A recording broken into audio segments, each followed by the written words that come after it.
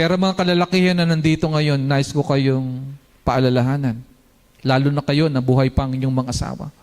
Pag pinalayas kayo ng asawa niyo, huwag kayong lalayas. Kahit na pa sabing lumayas ka, ayaw ka na kita, bumalik ka na sa nanay, sa tatay mo.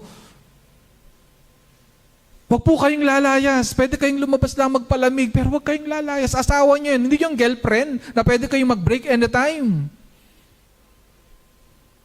At huwag niyo rin tatanungin pag galit ang inyong mga asawang babae na para bagang dahil gusto niyo malaman kung mahal pa kayo, mahal mo pa ba ako? Siyempre, hindi yun ang nararamdaman niya. Gusto kanyang tirisin.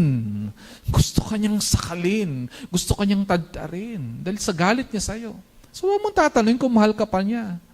Pagpalamig, sige, lumabas ka muna para hindi mo siya masaktan. Pero ulitin ko, mga kalalakihan, kahit pa sabihin ng iyong mga asawang babae, lumayas ka. At katulad sa mga palabas, binabato yung mga damit. No, yung may bag. Lumayas ka, yun na kitang makita. Huwag po kayong lalayas. Siyempre sa galit, nasasabi po nila yon.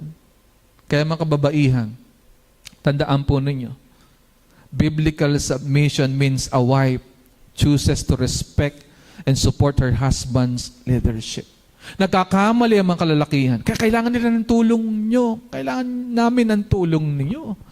And we need your respect. We need your support sa aming leadership. Listen carefully. Trusting God's design takes great strength and faith. Trusting God's design takes great strength and faith. It creates a safe, happy marriage.